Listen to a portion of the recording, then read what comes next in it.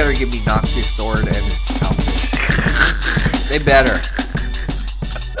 I just love his. Oh, what? He gets to teleport? Hey, that's not fair.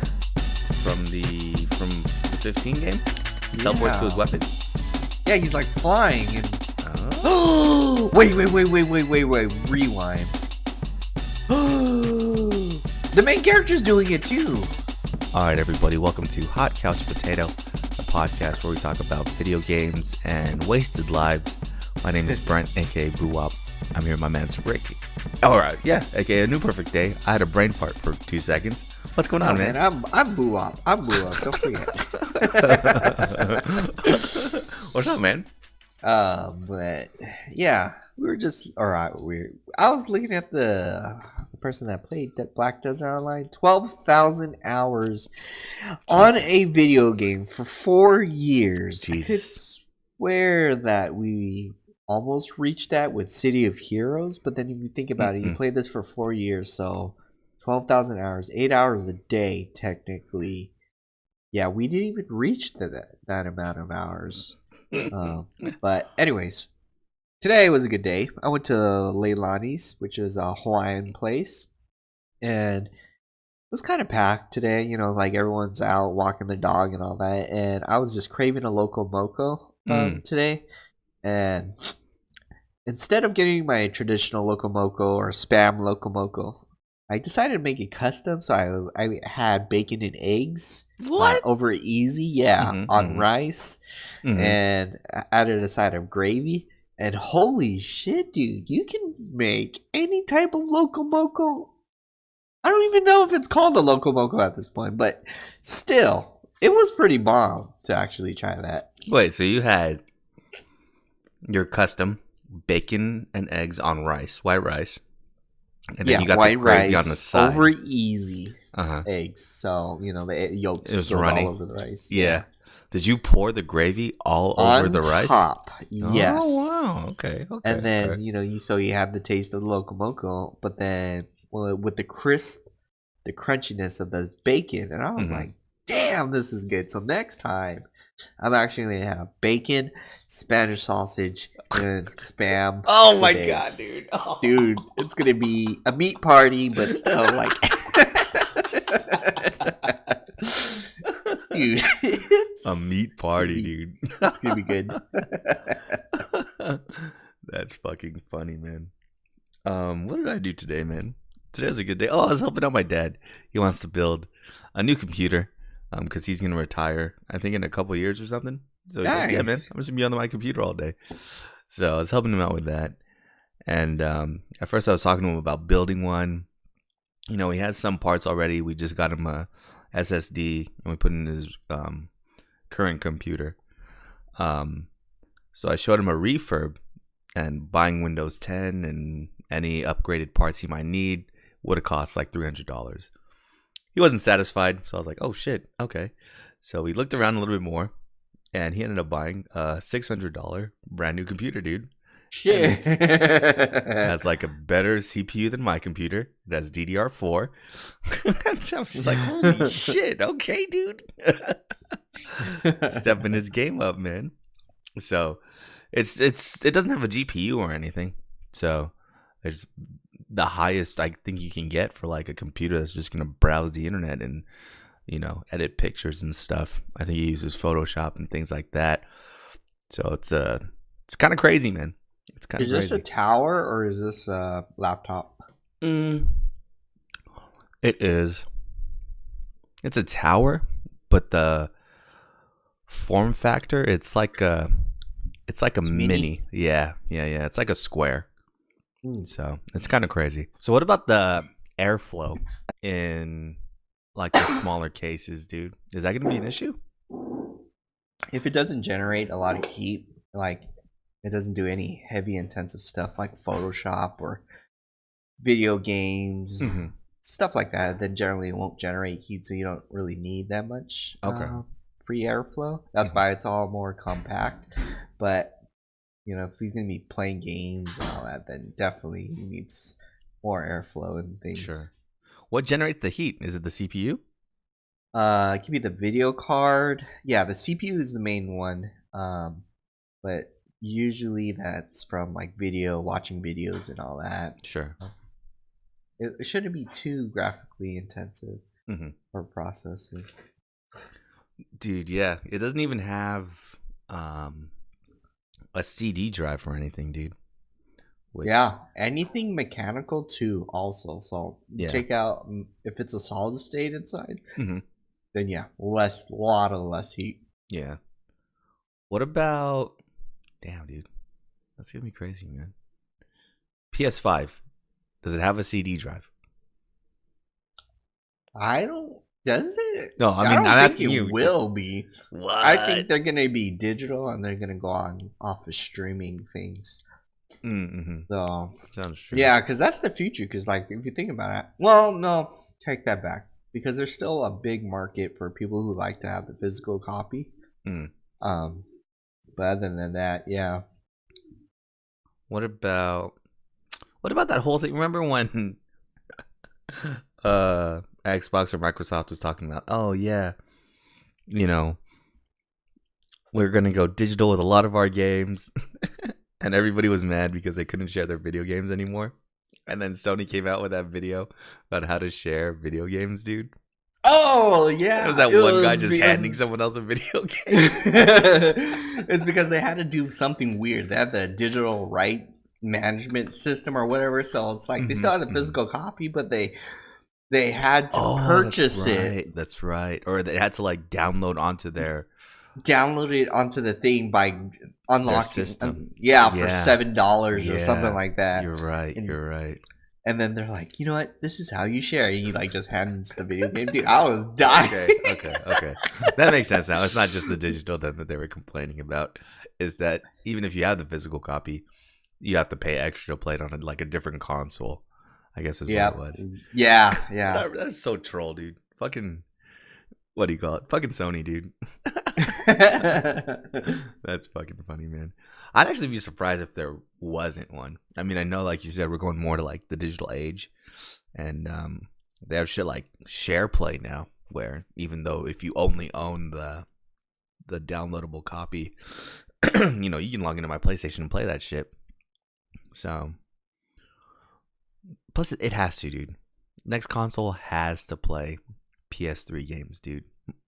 They should make it everything backwards compatible at least, and maybe throw it on the online library. But I think they should go to digital too, because it's like less parts to put in. You don't have to put in a CD drive or DVD drive. There's less, I don't know, department to repair the DVD drive.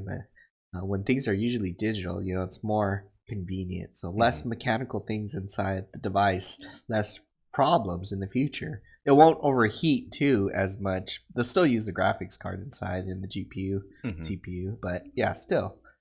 I think that, because like, look at it, the Nintendo Switch, man, they're doing pretty good. Yeah. They're like, oh, let's take the concept of the smartphones and being able to, put it in sleep mode and take it out of sleep mode instantly, and the portability of it. So I hope they'll go to portability like that for at least PlayStation. How about, well, they already have the PlayStation, the PSP. That never worked, dude. Nah, yeah, that was the intent, but they even had a Japanese commercial where they, resumed their gameplay on the PS Vita, but Nintendo Switch was like, you know what, that is an actually good idea. Let's just do that with the entire console, dude. Yeah. See, I was gonna ask you something about that too. What about, okay, another hypothetical. What about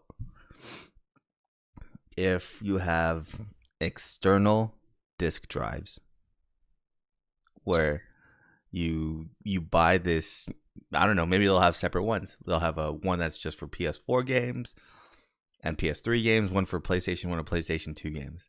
And you could plug that in like USB or something to your PlayStation 5. So the PlayStation 5 itself doesn't have any moving parts or like CD drives or anything, but you can buy an external one and plug it in, dude.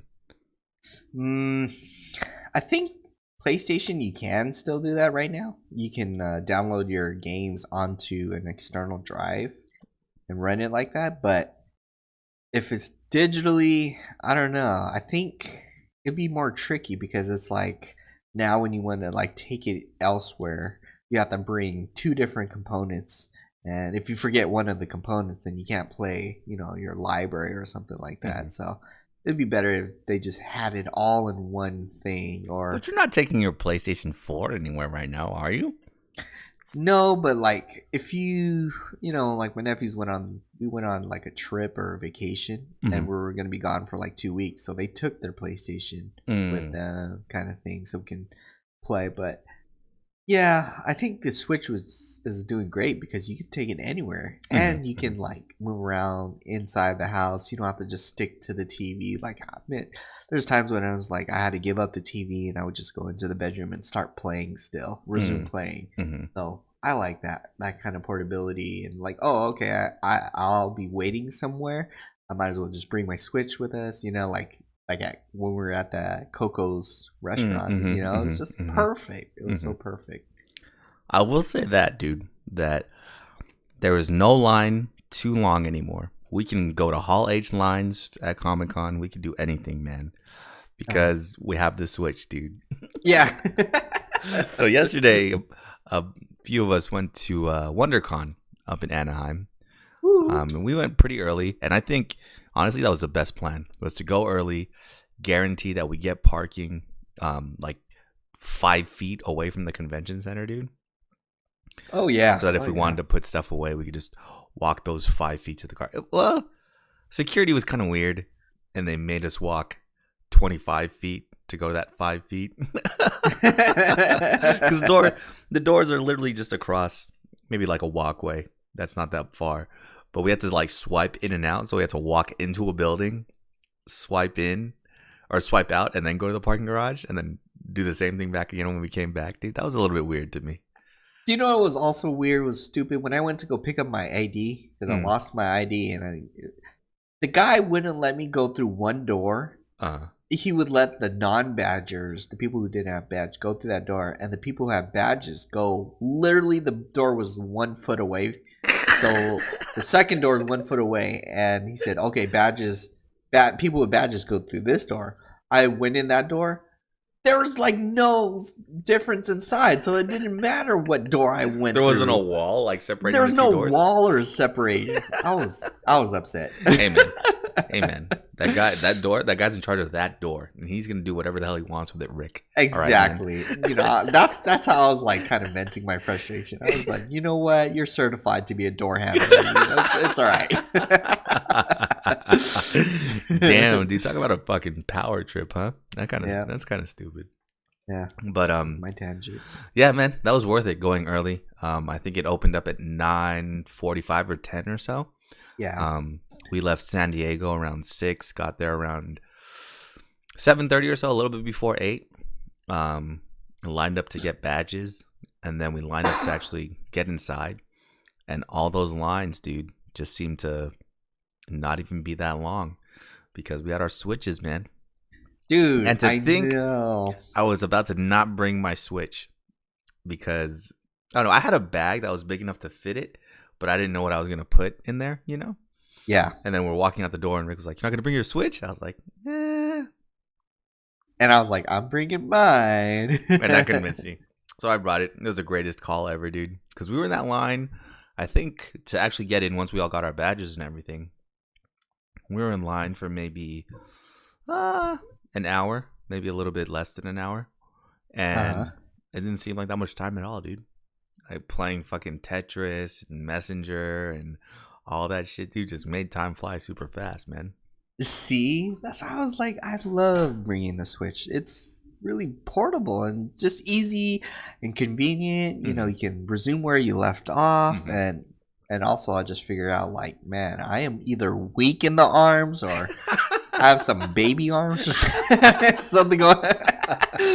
I was like playing the Switch for that hour, and then when we had to put it away, I couldn't bend my arms back down. I was like, oh my God, I've been playing this game way too long in one pose, and I couldn't bend my arms anymore. Rick's arms got stuck at a 90-degree angle, dude. He looked like a robot. Yeah.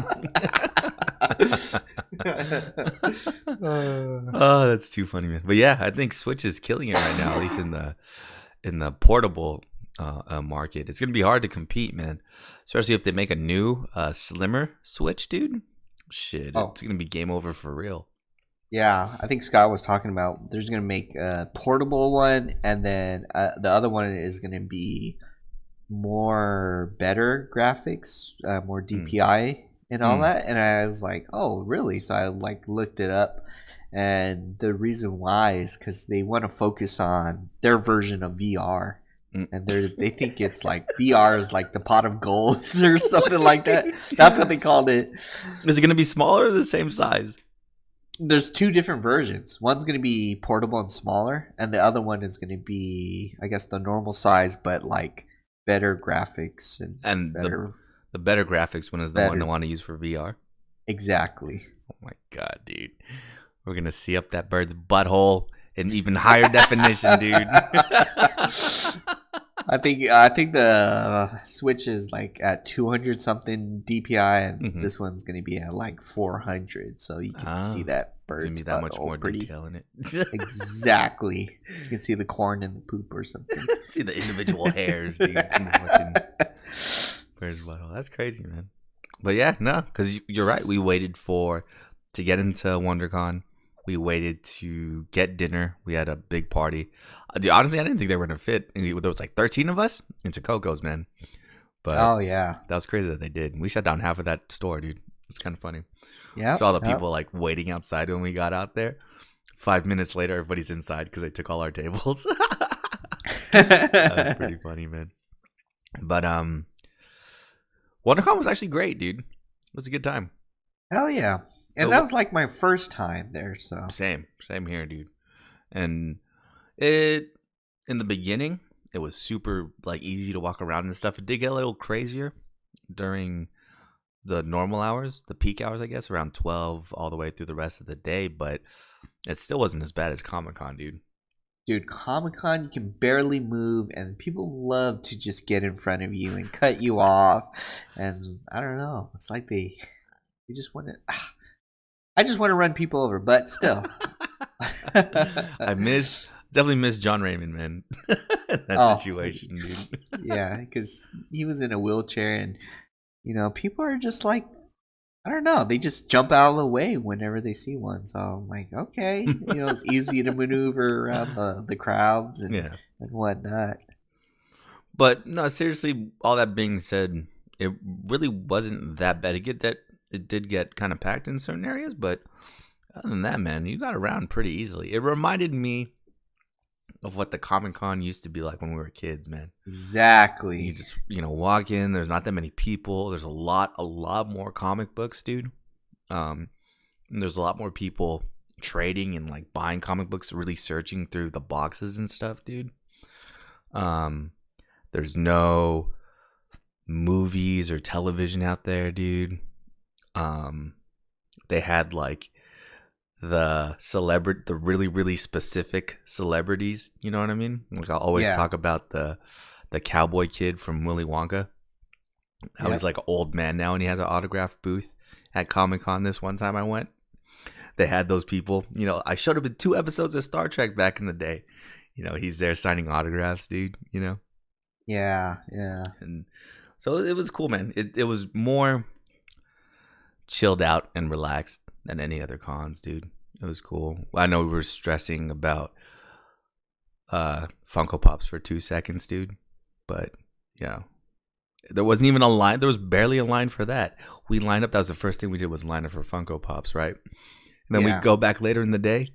There's no line, and they still had all the Funko Pops available that were exclusive to WonderCon. I was like, what the fuck? We didn't have to wait, dude. Exactly. And that's how I was like, oh man, I'm just used to that Comic-Con vibe where if you want this certain exclusive, you have to like really line up and you're worried and stressed that it won't be there by the time you get to the cash register and but when we got in line it wasn't too bad. The line, I think that was literally the longest line in the con, was just that Funko Pop line. And it wasn't even too much of a line, it was like maybe 2 lines together. The rest of the lines of everywhere was like maybe 4 or 5 people in line per booth kind of thing. So which was cool. And then the Funko Pop line security guy was like watching our feet to make sure that guy was super strict. Dude, was that the same guy that was watching the door? I have no idea, but he was watching our feet, making sure we were on the carpet. So like we're trying to talk to each other in line, right? And I'm not going to talk to the back of Eric's head. So it kind of like stagger a little bit so we can kind of turn and talk to each other while we're in line. And this guy's like, please stay on the carpet. Please stay in a straight line. Single straight line. I was like, man, are we in boot camp? I know, dude. Please look at the back of your friend's head. Please talk to the back of his head. Shut the fuck up, man. He was pretty serious, man. Taking his job super seriously, man. Yeah. But yeah, and I mean, even the shit that you can't do at Comic-Con, you know how you can't sit on the walls at Comic-Con?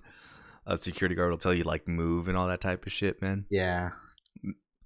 There was this one time, I think Eric and Alan were going to get in line for WonderCon merch. And the guy said, oh, you have to talk to that guy for the end of the line or whatever. And it was like, across kind of the walkway. So they split the line up just so nobody would be standing in the walkway. Yep. And I saw a bunch of people just sitting on the wall behind him. And I was like, oh, God, dude, this line's about to be super long. And when they got there, the guy was like, oh, yeah, just stand right here behind me. And I realized, oh, those people are just sitting there just to rest, dude. Holy shit. There's no rules at WonderCon. That's how I was like, this is great, man. They should have like PAX here. But yeah, like I said, the lines weren't too bad. Everyone got what they wanted. Nothing really sold out, especially the exclusives or whatever. So yeah, and then Alan said that was like the most busiest day, and I was like, man, this is not too bad. I wonder what Friday feels like or Sunday. It's probably way more chill, yeah. Exactly. So maybe next year, maybe we could just like go on a like Sunday or something like that. And then that's when things get cheaper too, right? Because people are just trying to get rid of what they have, man. Yeah, exactly. There's usually like discounts and no one really bought it. So you find like the best deals. I remember one time I was like looking at it's not my doll. It's a figure. So I was buying a figure and and it was like $80. And I was like, damn, I only have 40. The guy said, okay, sold. I was like, what? Yeah. And then it was a pretty good figure. It was a Street Fighter Cammy. So it was tall too, and I was like, "Damn, that was a good deal," So yeah, you find like really good deals out there. Yeah, especially on the last day, even on Comic-Con day, you just have to do it. Like usually, they'll start throwing out these deals an hour before the con closes on Sunday. I remember one year I took my nephew to the Sunday Comic-Con. And I remember the day before, everybody wanted this, what was it? Like a regular show poster. And they made you like sign up for their app, give them your social security number, stand in line, dude. You know what I mean? Like it was really a line for these posters and stuff. And I told my nephew like we would try to get it from because he liked the show. So on Sunday, we're like walking around and we totally forget about it, right? We're leaving Comic-Con, and as we're leaving, there's like these 4 or 5 people standing on the corner of like Ash and First Street or something. And they're like, hey guys, you want these posters? And they have like a whole box full of the regular show posters. And we're like, oh my fucking God, yeah, give us some of this shit, dude. So we got those posters without having to do anything, man. So I think it's not just stuff they're trying to sell, but all like freebies that they try to con you by getting you on their emailing list. You could totally skip that process if you just try to get it like the last day. You know what I mean? Yeah, exactly. For popular stuff that you're trying to headhunt, like the popular free shit, you probably won't be able to get it. But for certain things, man, it pays, man. Man. But yeah, no, it's definitely good times. Had a lot of fun walking around and just seeing everything, man. Again, it reminded me of the good old days of Comic-Con. Exactly. We went to like a Batman panel since it's Batman's 80th anniversary. We got like free cupcakes and shit, dude. That was great. Dude, free cupcakes and the Bat Signal keychain light. Oh, I thing. forgot about that. Yeah. Yeah, dude, it works pretty cool. But yeah, I was really surprised. Like, we were sitting in the panel because we were tired from the convention too, and I was like really stoked to see all these people, especially the voice actor of my childhood Batman, Kevin Conroy. Just show up and explain his version of Batman and what it is, and I was like, oh, this is great. And then they're like, you know what? Everyone's getting free cupcakes. I was like, what? I was starving, but this is great.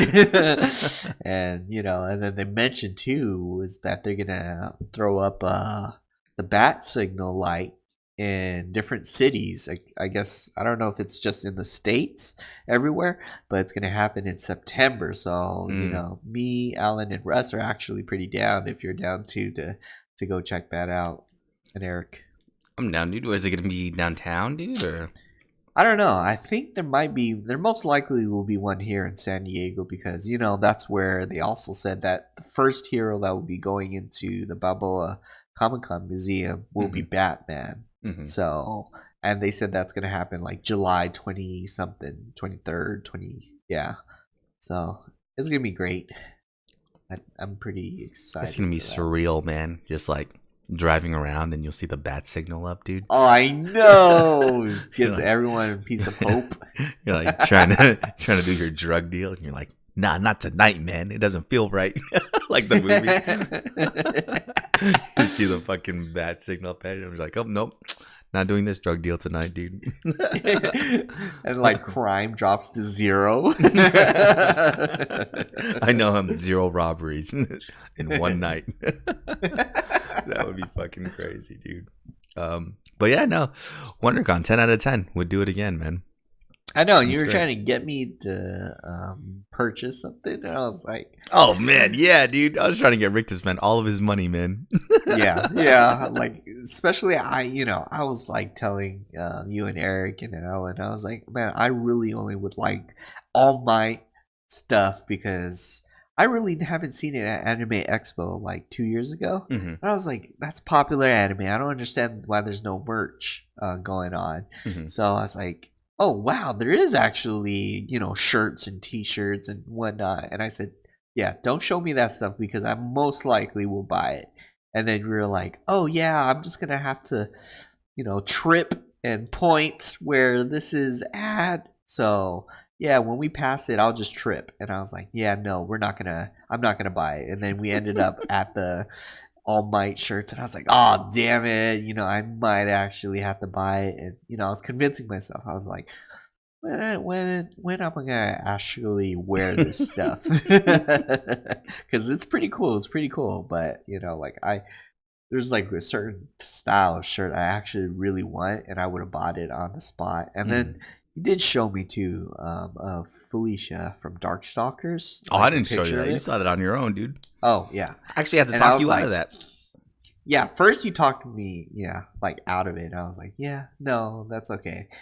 I don't need it. Thank you, Brent. I don't need it, And then, like when we walked around, I was like, oh my God, we're back here again. And then you're like, oh yeah, I got to tie my shoes right in front of this Felicia Darkstalkers. And I was like, oh man. So I spent like 10 minutes like contemplating. I was like, man, do I need this? Should I buy this? And then it took forever the guy to answer my question. And I was like, yep, that convinced me. I don't want to buy your shit. So I was like, bad customer service, dude. Exactly.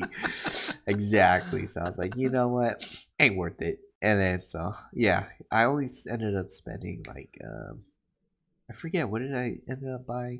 Oh, Pop Figure, the Todoroki from My Hero exclusive pop. And I don't really collect pops like that. So I just wanted to get it because I was standing in line, with Eric to get his pop, and he got a bunch of pops. Dude, yeah, he got pops. Like the last 2, like golden Megazords that they had or whatever. So yeah, he got lucky, man. Yeah, super lucky. Yeah, exactly. So I was like, oh, that's pretty cool. I was gonna Dude. buy that, Eric. Just good. Not really. But yeah, good thing I didn't really. Well, I did want a bunch of stuff, but you know, I was holding back, and I was like, yeah, I would rather eat and save this for another day.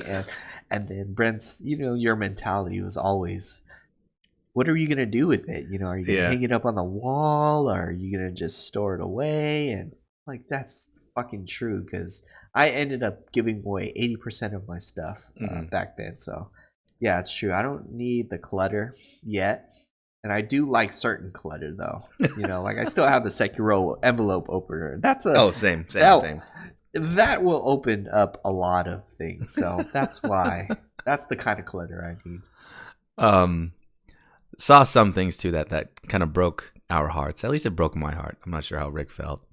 Um, but the Green Ranger Dragon Dagger, which Oh, I sold for $400 or $350, something like that. I think Rick, you sold it for $300. 300 with no, so I sold 300 for that and $300. 300 for the saber. Mm-hmm. And we saw it at a booth at WonderCon. This guy was selling it for $700, dude. I know. Oh my god! If I could get $700 for that, that's just like my $300 worth of tears just cried out of my eyes when I saw that, dude. It was crazy, man. But again, this guy was selling, I think, some Funko Pops, like the prototype unpainted ones, for like $1,000 or something like that. So maybe he was just super overpriced. But Jesus, man, it's a lot of fucking money, bro. I have a story. I totally forgot about this, but remember when we were walking past the Funko Pops and Eric was looking for certain Funko? Mm. So basically, Brent was you already like I think like 10 feet ahead of us, and I was with Alan and Eric, and we were just walking around, and then Eric went to the right to look at more Funkos, and then Alan was talking to me about something. I don't even remember because What you're talking about it. I don't even remember. But we saw Power Girl cosplay, and goddamn. So they had like this photo op setup, right? Where it was like a bike with a moon in the background, and in the front basket, E.T. was there wrapped in a blanket. So you could, sit on this bike, and it looks like you're jumping over the police car and flying over the moon with E.T. in your front basket, so people could sit on this bike and take that picture. And yeah, Power Girl stepped up to the plate, dude. Dude, not only did she step up to the plate, but she bended over and and everything was in full frontal view. I was 5 feet away, basically. And I was I forgot what was I talking about with Alan, but all I told Alan was Power Girl, Power Girl, Power Girl, Power Girl. He's like, what the fuck? And I was like, dude, turn around. And then he turns around, and then he was like, I gotta wait for Eric.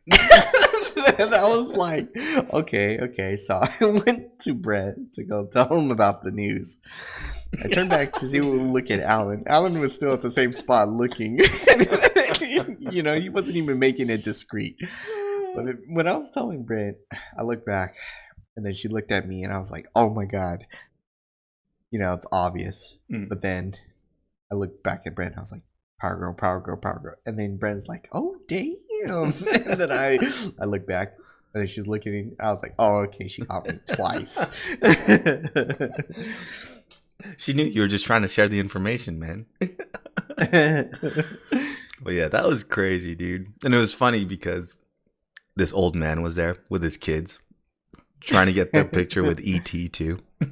I know what you're doing, old man. I know what you're doing. You're using your kids to get more FaceTime with Power Girl, dude. I know what you're doing, dude. Exactly. Oh, man. But it was funny. The funnier part is she left, right? So she's gone. So Rick and I are just talking about, oh, my God, dude, Power Girl's crazy. You know what I mean? And out of nowhere, Alan is in front of us technically, right? Waiting or looking at Funko Pops with Eric. So Rick and I are just talking. Alan appears from behind me and says, "Damn, Power Girl, dude." We're like, "Wait, what the fuck? Where'd you come from, bro?" I guess he followed her around the corner. Around the whole 5 booths.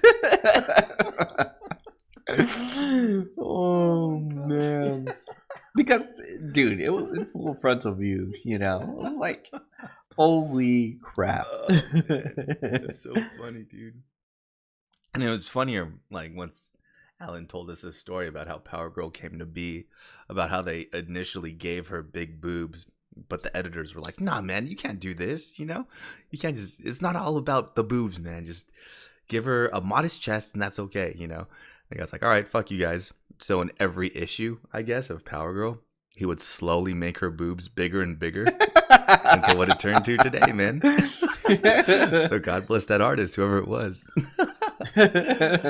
Oh, man. But yeah, that was funny. The whole situation was just hilarious, man. Even up to the point where Alan came up from, like, we didn't think he was going to come up from behind us and say, "Goddamn Power Girl, dude." That was funny. Dude, yeah. It was like, yes, we were facing one direction, and then I thought he was behind me, but he ended up, like, to the right of me. And I was like, how the fuck did you get? The only way is to go around the whole booth. Which he definitely did, dude. Oh, man. Yeah, good times, dude. Good times. We got to go again next year, man. Hell yeah. So, at the same time, speaking of WonderCon, just conventions in general, dude. It reminded me, too, of going to PAX, man. Because there was no video game things at this thing, dude. I was kind of like thirsty for video game stuff, Yeah.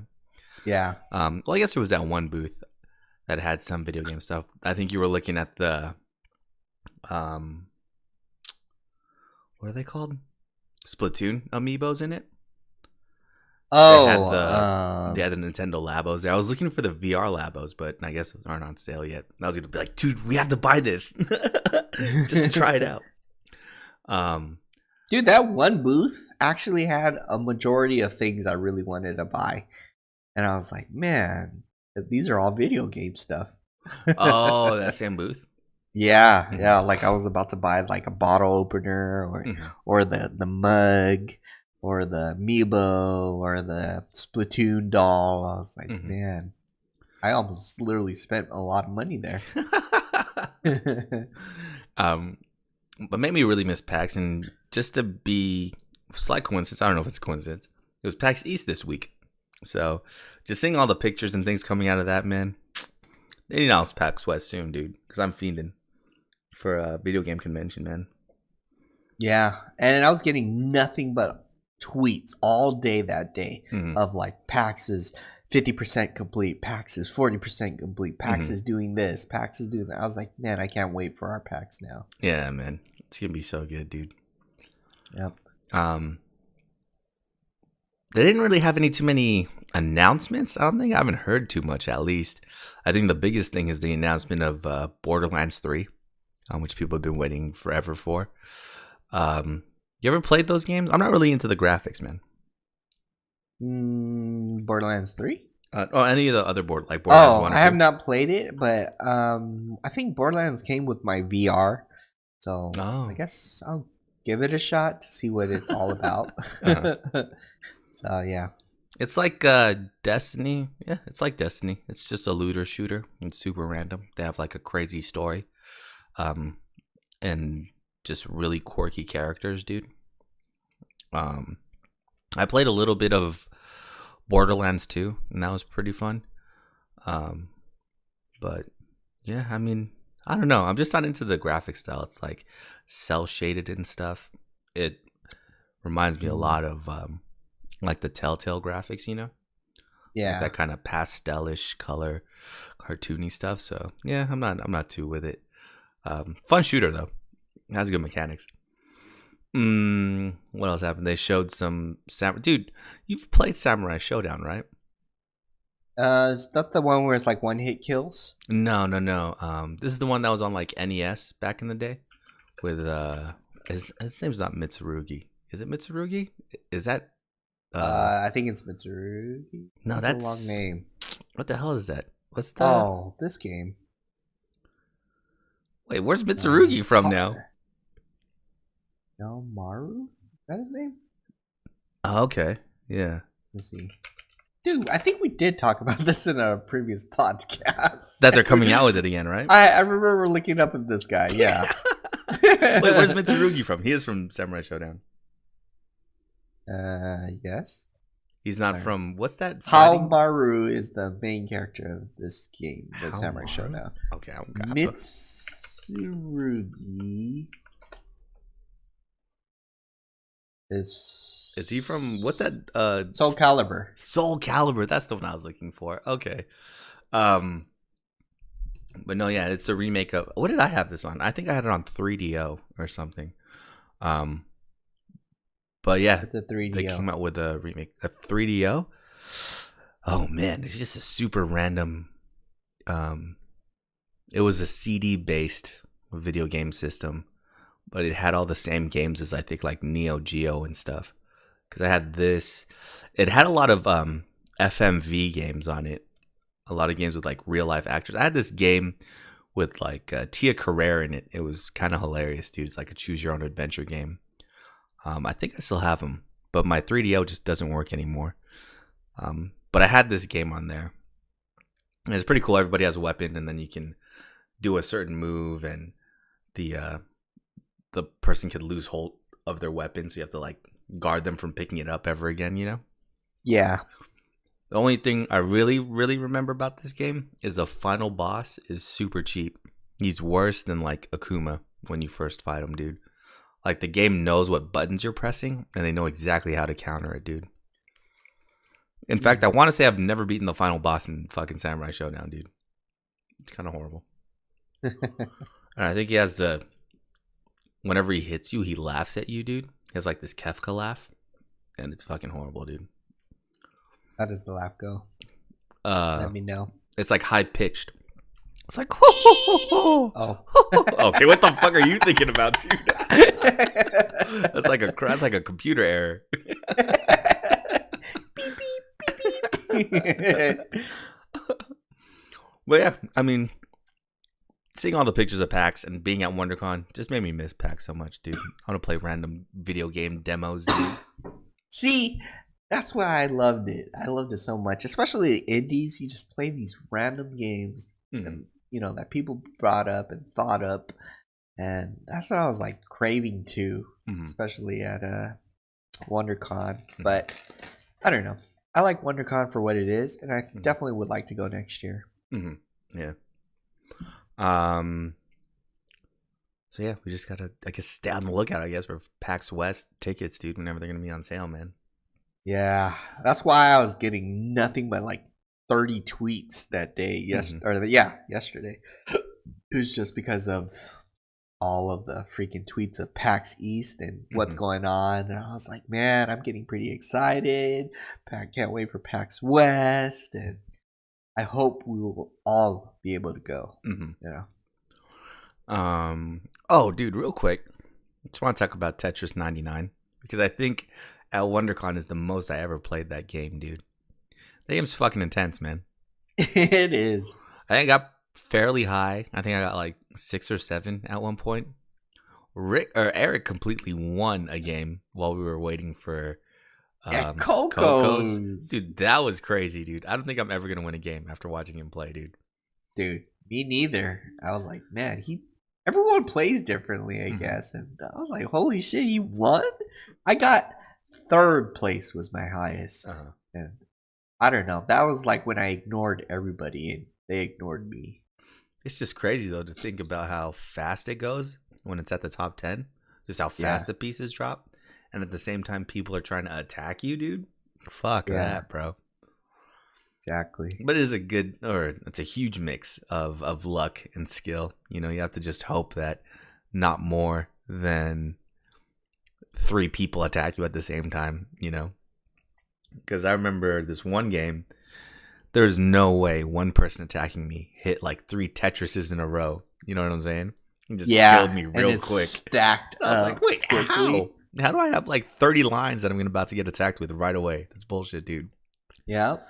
So yeah, a little bit of, or not a little, a huge mix of luck and skill for sure. Luck. For sure.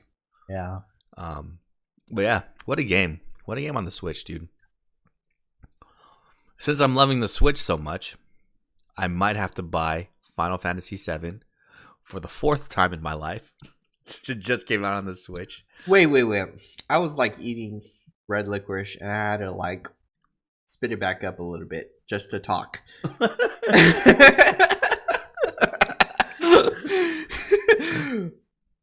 Wait, you can't play. We have to play the remake first before we No, dude. Before you play. From now until 2020, I'm going to be waiting in a line somewhere. 2025.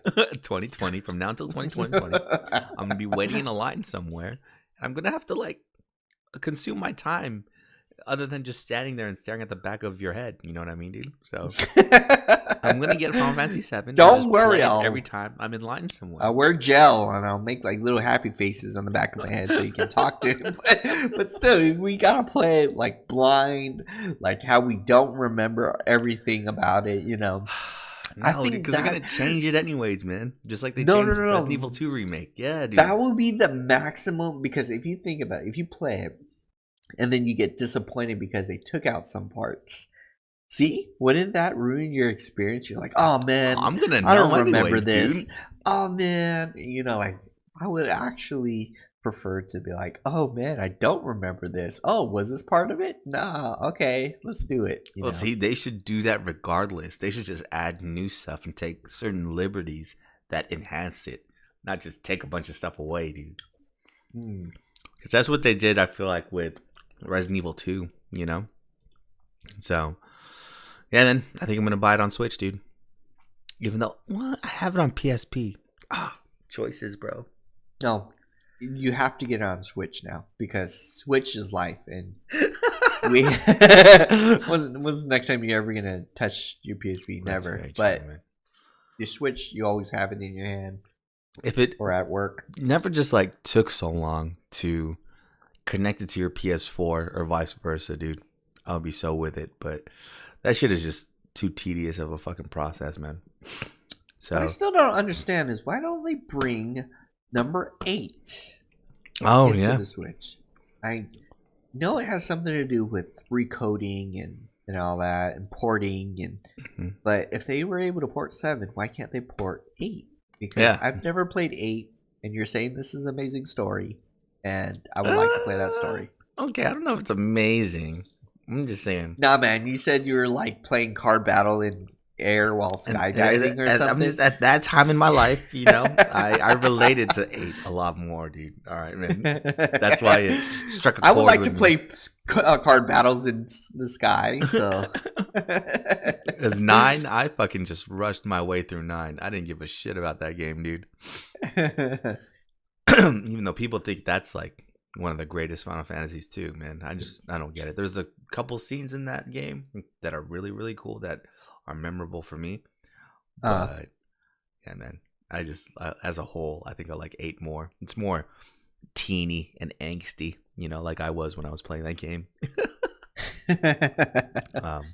So yeah, I'm gonna have to buy Final Fantasy 7 on Switch.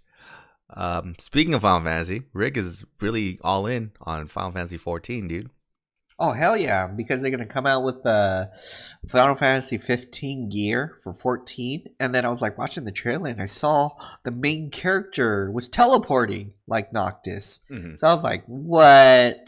I would like to actually make a character to be able to teleport. And I better be able to teleport because I like to make a Bunny Warrior whenever that comes out, the expansion in July, June, whatever.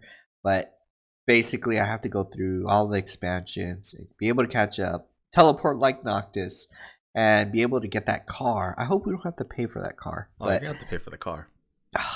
I would pay for that car just so you guys can ride in. And then we can like travel Eorza, you know, all around. But just then, in the car. Yeah, exactly, in the car. But see, they should give an incentive to why we have to be in the same vehicle, you know, like it's on the other side of the map. Everyone has their own mounts and they can fly or whatever, Mhm. you know. But maybe they should make like a map where it's like not 2 hours long, but you know, like very lengthy, and you have to go and travel. You can't like actually teleport through the crystal. You have to fly there by vehicle or something like that. Is it going to ultimately be laziness, right? It's going to be like, okay, guys, I'll meet you at the mission. Let me go poop real quick. You're like, oh, wait, just get in my car. I'll drive us all there at the same time. Oh, perfect then. That's another incentive. That's going to be the main incentive, dude. The second, I have to like refill it with gas. I'm like, that's bullshit. That'd be sick, though. You have to refill it with gas, so everybody jumps out of the car and like defends it from monsters trying to attack us, dude. That'd be pretty cool. But yeah, did you hear that they made, since people were so upset that there's no guy bunny people, they made a race that's just all dudes? Yeah, and I forgot what that race was. I saw a picture of it. I forgot what they're called, but they look like cat, well, not cat people, but like lion people, like jungle cats, you know what I mean? They don't have like the cutesy features. It's all more defined and broad and stuff like that. And that race is just all dudes. So that's how they're making up for it. Which kind of sucks because they don't look as cool as the bunny people, man. Exactly. I don't understand. Yeah, I probably did. But yeah, I would like to make a bunny race. And, you know, Russ was like, oh, man, they're protesting. You know, people are mad and upset that you're not going to get your bunny boy. You know? Don't put it like that. Now that sounds like way beyond my comfort zone. And I don't know how to respond to that. I can imagine that too. Russ just like, you know, so innocently, man. Russ is the man. He's like great at every video game he plays, dude. But just so innocently, Russ is like, oh yeah, Rick, you won't be able to play your bunny boy. Yep. And I didn't know how to respond to that.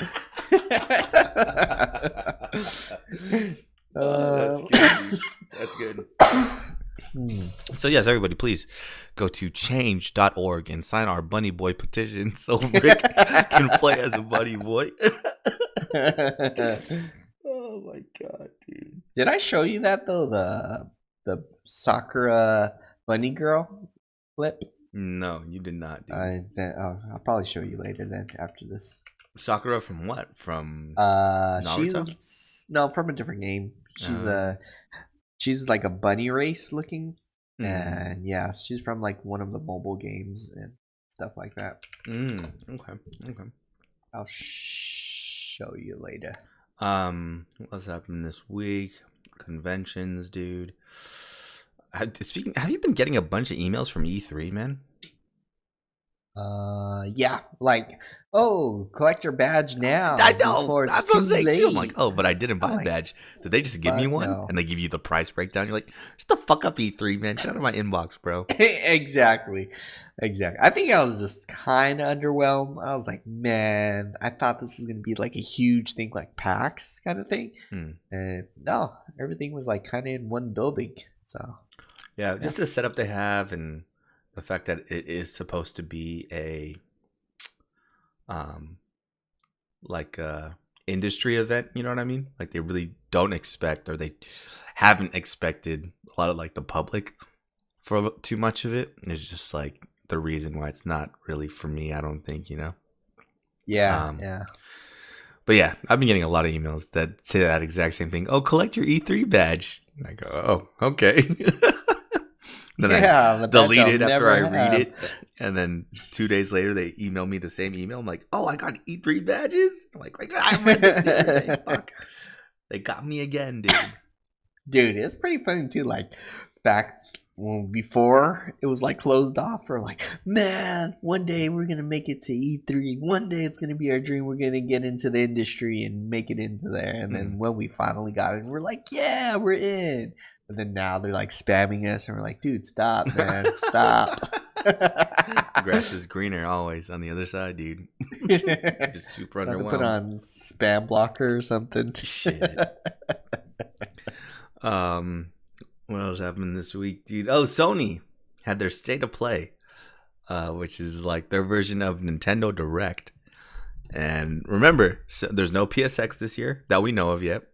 And Sony isn't going to be at E3. So for all we know, the State of Play stuff is all we're going to get. We're just going to get YouTube videos from now until next year about what Sony is doing with PlayStation. So they had the first one on Monday of this past week, and hype was high. People were expecting the world. Remember I said all I really expect is to see maybe like, what's that game? The motorcycle game? Days Gone. Since that's about to come out, and that was it, right? I don't even think they showed that, dude. They showed a bunch of stuff that people really did not care about, and people were super upset. In fact, real quick, let me just look at the likes and dislikes. There are 10K likes on the State of Play video and 14K dislikes, dude. Holy Damn. shit, this is crazy, dude. Are gamers like spoiled? We're spoiled now. We're just here complaining about E3. Are these people right to dislike this video, dude? I think so. You know, like they set a certain standard, and then all of a sudden, since they're pretty lazy to reach that standard or redo it again, they're like, yeah, they're upsetting a lot of people. I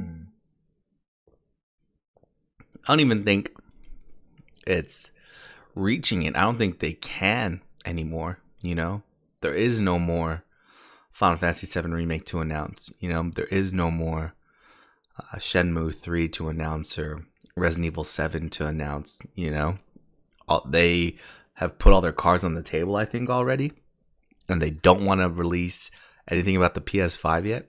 So there's really nothing they can do. So in my head, I'm thinking now, why even do these directs? You know what I mean? Yeah. Because then it is just going to get you a bunch of dislikes like it's gotten. But here's a quick list of what they showed at this State of Play thing. They opened up with Iron Man VR, which is kind of weird.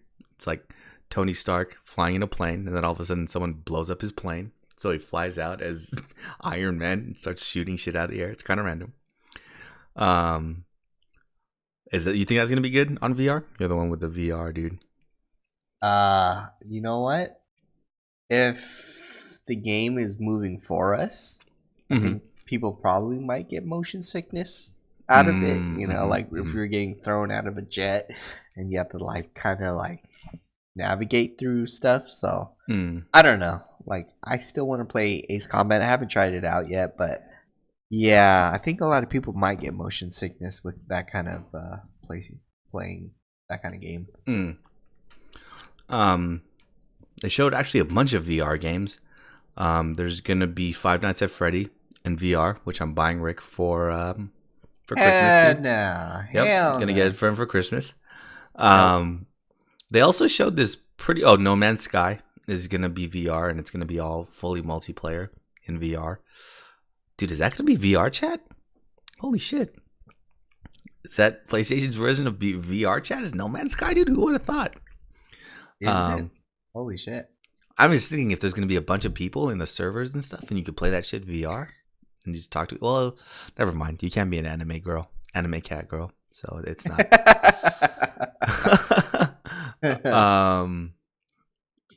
There was this game that they showed. It's like, oh man, what's this game called? So there was a game on PlayStation 2 that was like the British version of Grand Theft Auto. It's called The Getaway. No, what the fuck was it called? But it was on PlayStation 2, and I had both of them. This game was super broken. You could die in one shot to pretty much any gun, so you had to play it super, super slowly.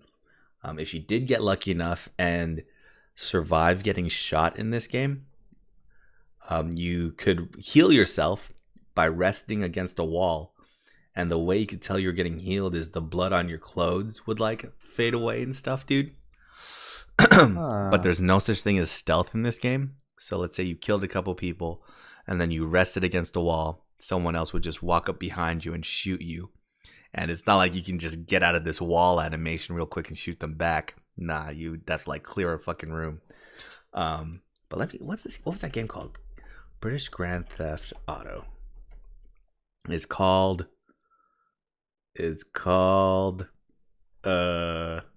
Can't find it yet, dude.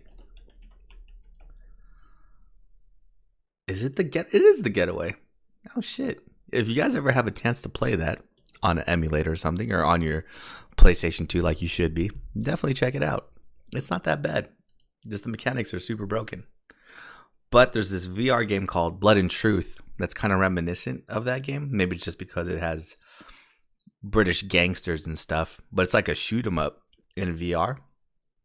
Saw the trailer for this. Looks pretty good. But I got to thinking, why the hell haven't they made Time Crisis yet, dude? Oh, hey, yeah, I forgot about Time Crisis. That would be a super good game to put in VR, huh? Hell yeah. But then my knees wouldn't be able to handle where you have to bend over to reload and duck for cover. Because you really would have to. Yeah, you would really have to like kneel and shit to stay behind cover and stuff like that. Shit. Maybe just get a chair, dude. Just get a chair and sit down in the chair when you need cover, and stand up when you don't need cover, dude. Or we could just like press a button on the, the controller for it to bend over and then let go of the button to go back up. Oh, that's true. That's true. I had Time Crisis, the first one, on PlayStation, on regular PlayStation, I think. And I remember, you don't have a foot pedal or anything like the arcades, but it's just a button on like the barrel of the gun that you have to press to get out of cover. Uh-huh. That was pretty good. Man, I remember I beat that game so many times, dude.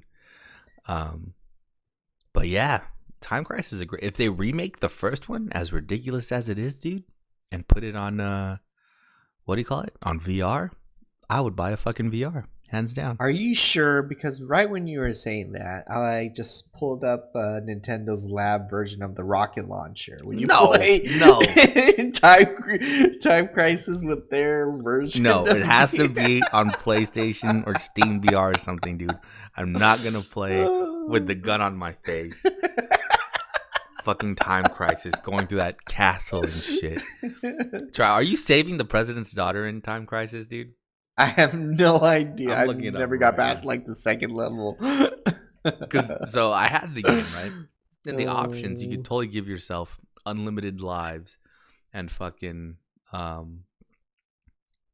like 9 health packs, so you get shot 9 times. Let me see. What the hell? It's just giving me. Okay, Time Crisis. Time Crisis, 3-dimensional. The plot. Here we go. 1995, the VSSE, an international protection agency. William McPherson, engineer Q. Shortly afterwards, McPherson is elected as the president. However, this guy doesn't like him being president. Oh, so yeah, you are rescuing the president's daughter. That's amazing, dude. Dude, regular Time Crisis in VR. I'm buying it. Except if it's on Switch, I'm not buying it. Oh, man. So that's all the VR stuff they showed. They showed a pretty cool Mortal Kombat 11 trailer, but we already knew that was coming out. Showed a trailer for this game called Concrete Genie, which we saw before. I think at like Tokyo Game Show or something. They remade Crash Team Racing, which is like PlayStation's version of Mario Kart. And that was pretty much it, dude. They didn't show too much. So again, I understand why people would just super dislike this video, because they wanted to see Final Fantasy VII Remake and stuff on here. At the same time, I see how PlayStation kind of in a bind. They really don't have anything to show without revealing their business plans. You know what I mean? Yeah. So I say from now on, this will be the first and last state of play, dude. If Sony knows what's up, they'll stop making these, dude. Because this was a huge fail. RIP to Sony, man. Something that has not failed for them, though, is Sekiro, even though it's not a exclusive game, dude. Have you gotten much farther in it? Sekiro? Mm-hmm. Yeah, a little bit. So I was taking in your advice. I didn't realize that there were skills that you can buy, and you were telling me just buy it at the bonfire, and I was like, oh, interesting. I didn't really explore that, so I checked it out, and there was a skill that was like dodge into the enemy during a certain animation, and it'll like do like get you in ready for like a kill. And I was having trouble with a spear guy. He was like a shinobi hunter or something like that. It was a monk. And then when I got to him with the skill, dude, I killed him in like 2 seconds, and I was like, oh my god, this is amazing. So this is a life changer, and now I got a little bit much further, but I'm not confident. I'm still like gauging, the distances of enemies, how far they can see me, if they can see me, like what is their peripheral, so, and then like, how fast I can backstab someone. So I'm still like gauging like the mechanics, basically. So I'm very cautious when I'm moving around. It'll take me like almost 5 minutes to kill 2 people because I just want to see if I can lure one guy and then come back to the other guy and air stab him. So yeah, I think I'm finding it more easier to separate them, or if I'm like overwhelmed in battle, I'll just run away. Yeah. But right now, I'm in the part. Spoiler alert! I'm in the part where I'm at the burning area. Oh, sure. Where your not your dad, but your teacher is like dying and whatnot, and then I had to go from that point. Okay. So you made it, basically you just fought the shinobi hunter and that was it. And you're stuck at the or you're fighting the ogre in the present day? Yeah, in the present day. He killed me so many times to the point where it automatically sent me back to my base, and it was like, you suck balls, now we're all dying. So I was like, you know what? I do. So I went a different route instead. I was like, oh yeah, I got the bells from that old lady, and she wanted me to offer it to the Buddha, and then I rang it, and I was like, oh my god, this is bringing me to a different new level. Yeah, totally different. So that's exactly. So that's where I'm like trapped in this, I guess, this world or whatnot. I don't think I'm trapped, but I would just like to complete this area before doing anything else. Yeah, exactly. Oh, I don't know, man. Well, I guess we'll see when you get to a certain boss there, dude. I reached a certain boss there, and I was like, okay, let me level up on the other side a little bit more before I go in here. I think I'm overpowered, unfortunately. I think I've been wandering around and getting lost too much in the game. So I reached this point where it's funny. There's really only like a few main bosses, and everything else is just mini bosses, right? You'll know you'll beat a main boss when you don't get prayer beads when you beat them. You get like a memory or something, and that memory is what increases your attack power. So I've only beat 3 of them after this whole time, dude.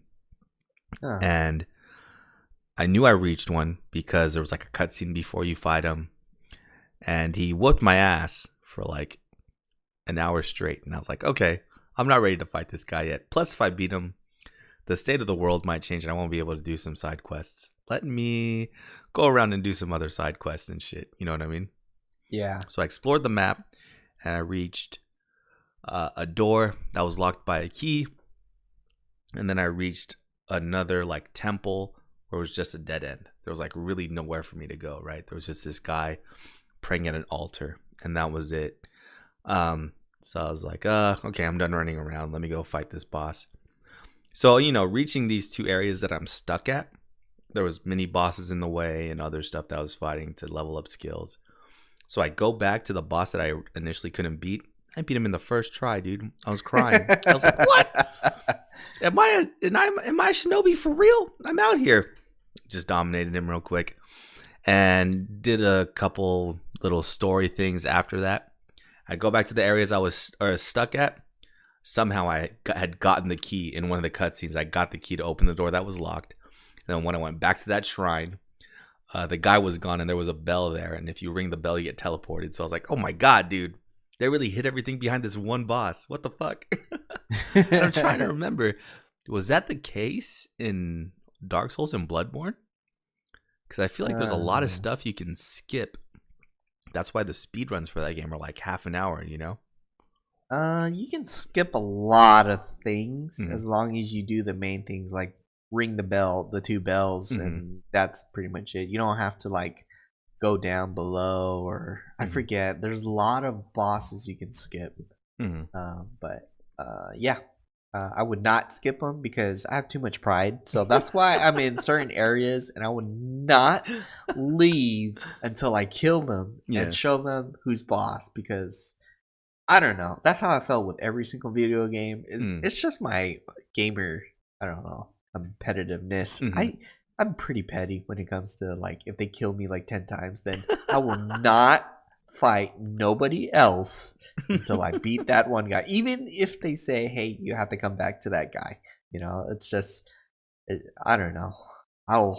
It takes a lot of convincing for me to like, okay, I will come back and fight him. Dude, an hour of getting my ass kicked by this one guy, this one boss, is definitely enough for me to go out and see what else there was to do in the world, man. But yeah, man, I'm starting to learn. Because for me, too, I don't really like, my first time playing the game, I don't like using guides or nothing, right? So I'm really, really tedious at looking for shit because I don't want to miss anything, you know? And even though I'm super tedious looking around every corner, I'm missing stuff. Because you have to have certain shinobi prosthetics to make boss fights easier. And I fought this one boss and found the shinobi prosthetic that would have kicked his ass afterwards. So this game is doing a pretty good job at hiding stuff. I think I found my first hidden door recently too, and I was like, oh my god, I have to look everywhere for these now. Fuck. For like little shinobi doors and all that bullshit, man. Do you fight the zombie dude? What zombie dude? The training guy at the dilapidated temple? Oh, yeah. Well, I fight him as much as I can. Whenever he says something else unlocked, then I'm like, okay, yeah, I'll get my idea of how to grasp the concept of battle. Because he does teach you some good techniques. Like, I didn't know about the jumping twice. But other than that, yeah. Yeah, that's a good one, too, for the sweeping attacks. If you jump on their head, it does huge posture damage, and then it looks cool if that jump off of their head is like what fills up their posture bar, and then when you do the death blow, it's just like a downward stab, dude. Looks fucking amazing, man. Yeah. He's a good resource for sure. But man, this game is great, dude. I'm just after I felt like there was nothing else for me to do in the game. So when I fought that boss and it just opened up a whole new world in the fucking game, I was excited, man. So I've regained my stamina to play the game. I just got a text earlier from Jeff today about how the boss I had just beat was kicking his ass.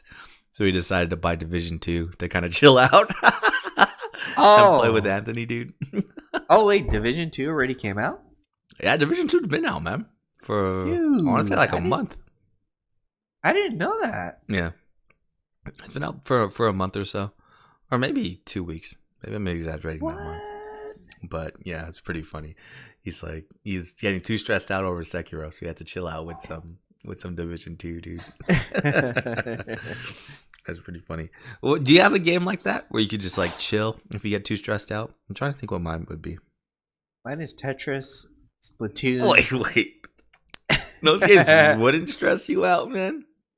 No, because it's like I think Tetris would stress me out. Compete, you know. It's like I know that it's out of my power if 5 people attack me all at once. But if it's within my power that I could have avoided it, that's when I start getting stressed out. You know what mine would be? Because I've been playing it recently. Is Dr. Mario. Because it's on that NES app that we have since we're online members. Yeah, I've been playing a lot of Dr. Mario. So maybe that's my calm down game. Bloop, bloop, bloop, bloop. Yeah, dude, that might be my chill out game. That's kind of funny. But yeah, great game. I hope to finish it by this week, man. So I got a shit ton more games to play, and Days Gone comes out soon, dude. So, Are you gonna play Days Gone? You gotta beat Sekiro first. I gotta beat Sekiro, so hopefully I beat that this week, and then I gotta go back to God of War. Well, I kind of still remember how to play and what's going on in that game. And then I gotta beat Witcher 3 eventually in my life. But no, yeah, man. I think I'm gonna beat Sekiro, beat God of War, and then hopefully that's when Days Gone comes out. Because I'm super excited to play Days Gone, man. I feel like it's Last of Us Junior. You know what I mean? Yeah. So, yeah, man. I think that is it for us this week. You got anything else, man? Yeah. What else you got, dude? Saw an article. It said on Destiny 2, this guy he was listening to a podcast of, I think they're from Bungie or whatever. Okay. But basically, it's just rumor. But how would you feel if Destiny 3 didn't have Crucible, but it was similar to Division 2's Dark Zones? So it's like completely open world. Yes. And if I run into another Guardian, I can kill him? At certain areas of the map, yes. Instead of having your crucibles. That would be kind of dope. Not sure how you would separate that, though. Exactly. Maybe you have to... Well, see, no, that's tricky. Because in Division 1, at least, you had to, like, climb over some scaffolding, right? And that was, like, a press circle. Or you had to go into, like, an airlock door, right? Yeah, like a gate. Yeah, and that clearly separated the two areas. So how would they do that in Destiny other than you loading into somewhere, you know? I'm trying to think. Different planet, maybe? Like, maybe, but it's very spontaneous on where you load, or like maybe there's like sentinel areas where you drop in and then, you know, they'll protect you from hostile PvPers. Because you know what I'm thinking about? I'm thinking about the trolls and the cheese, dude. Because what if someone's like standing at the entrance of the PvP zone, and then when you walk in, they walk in and shoot you and just walk back out? You know what I mean? Yeah. I'm trying to think of like how you can game the system. Because I feel like we always try to do that in Division. Remember when we had like 6 of us or like 8 of us in a server at the same time, dude? Just killing everybody in the server. So... I think it'd be interesting. I don't think that it'd save Destiny though. Yeah. I don't think anything can save Destiny at this point. At least for me, man. Because they came out with a great raid. They came out with a lot more drops and a lot more ways you can customize your guns and shit. Yeah. And I still haven't gone back, man. So, what would it take for... what would Destiny have to do for you to come back?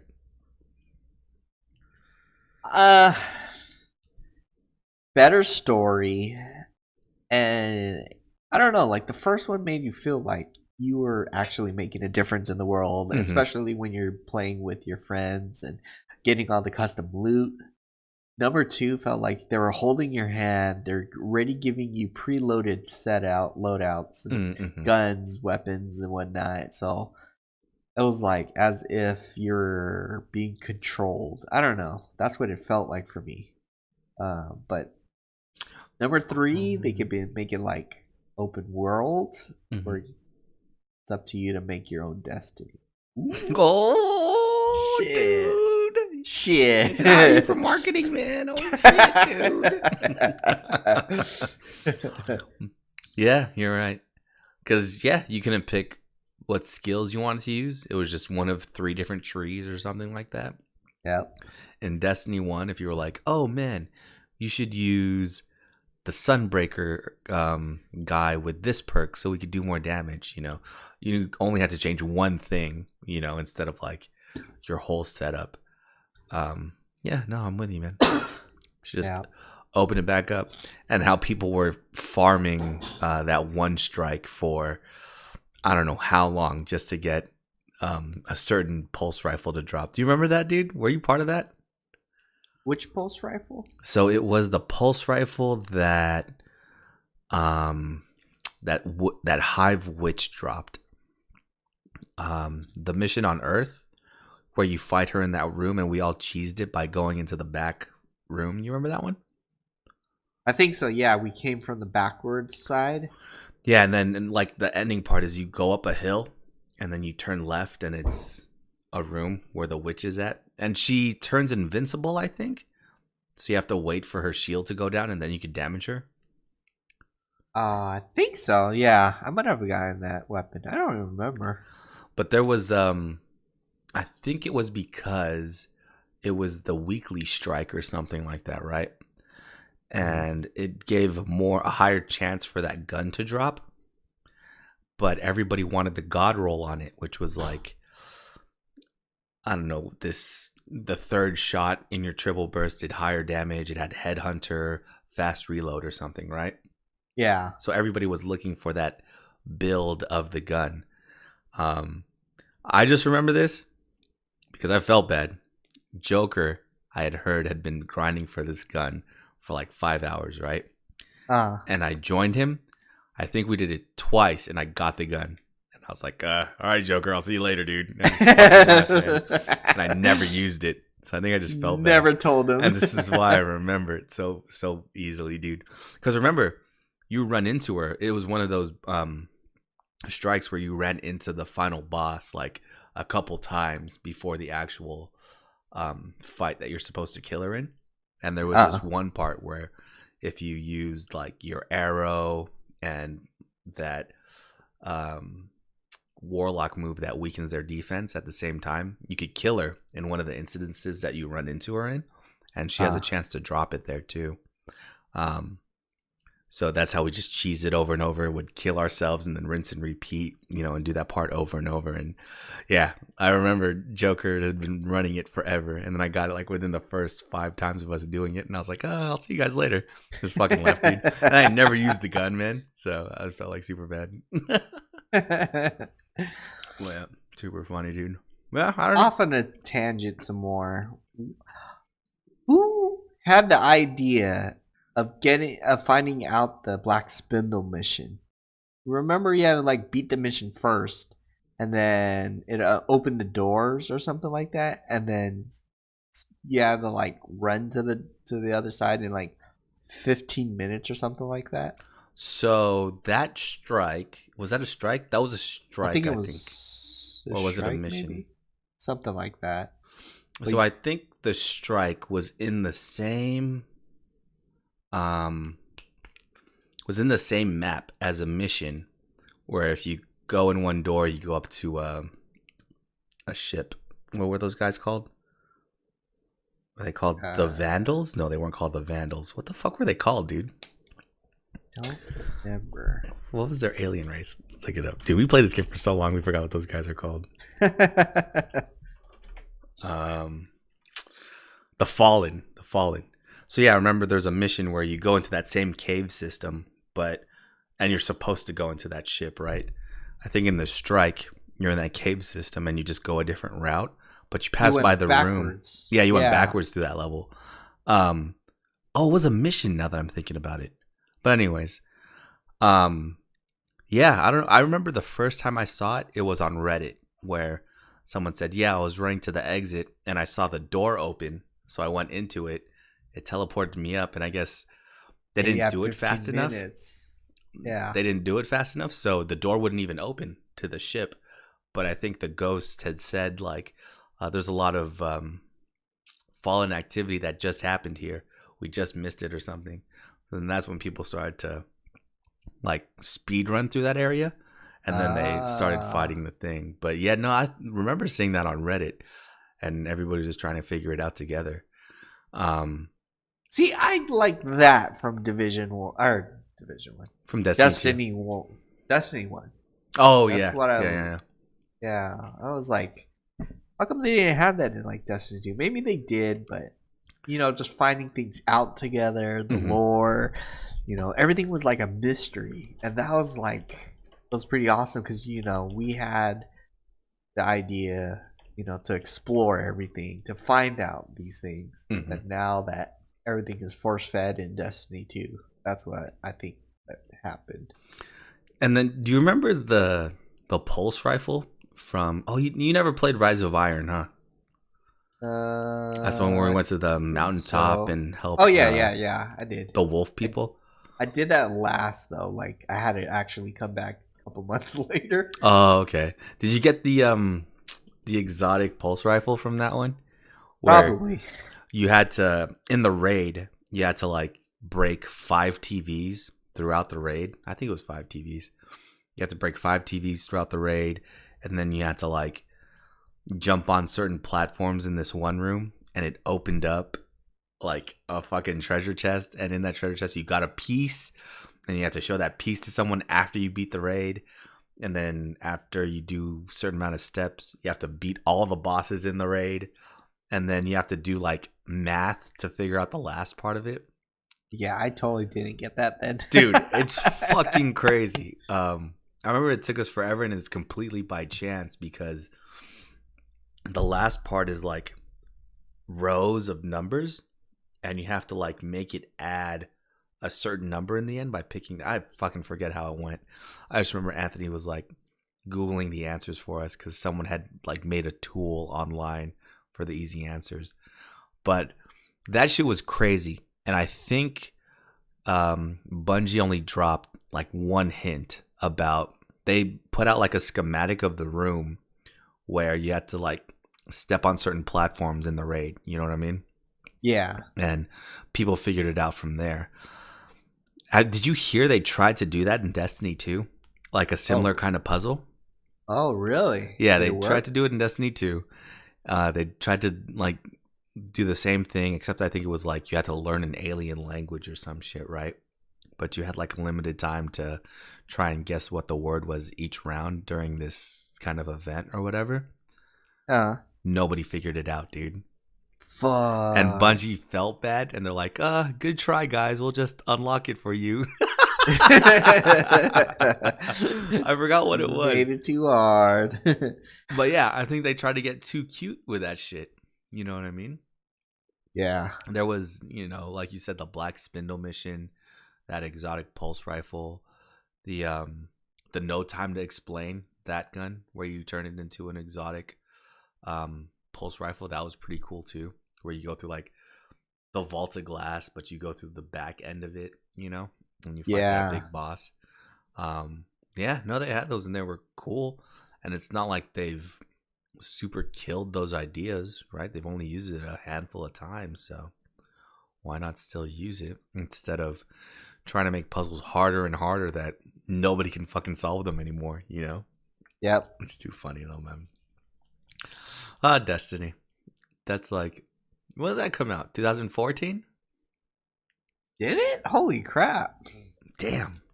They almost reached their 10-year plan, dude. Please date. No. September. Destiny 1, dude. Okay, yeah. September 9th, 2014. Holy shit, bro. 5 years ago? Yeah, man. We played that for like 2 years straight. I remember that was the only video game I was playing, dude. Crazy, man. Crazy. Yeah, dude. Anything else you got? I think that's pretty much it. So this guy heard this on a podcast, or someone leaked it? A guy, not publisher, a writer for Forbes, saw it on a podcast from Destiny people. Oh. And then it was just a rumor, so. Interesting. But yeah, it was an interesting concept. It's like, maybe, what if they did change the crucibles? I did like those zone controls. That's all I was good at. It was just basically the zone. The zone controls. Dude, we used to have some wars in that game mode, dude. Hell, dude, I have like over 80 gigs of video of fucking Destiny 1. I have to go through all of them. Damn, dude, on your PlayStation still? Yeah, That's I transferred everything over, and okay, I was gonna say. We got to make sure. It's gonna take 5 years to transfer onto a disc at once, dude. That's crazy. Yeah. That's because you did it one by one. Do you ever edit your videos on your PlayStation 4?